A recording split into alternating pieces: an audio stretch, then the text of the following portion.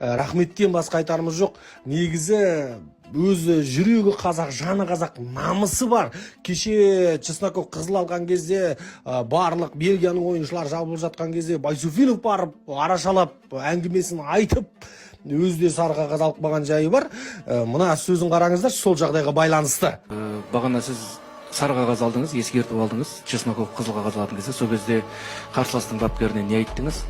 Бүкіл скамейкасы ұшып тұрып исламға жүгіргенде мен қалай тұрамын енді, мен де жүгіріп кеттім. Не айтқанымды есімде жоқ, бірақ олар бәрібір түсінген жоқ. Иә. Осындай намысты бапкер керек бізге. Қазақ үшін жаны ашитын, ойыншыларын қорғай алатын, тұрып бере алатын осындай бапкер керек еді, келді. Байсуфинов басынан бастап келгенде бәлкім біз өтіп те кетірмедік бұл топтан деген бір сәл өкініштер бар, бірақ әр нәрсе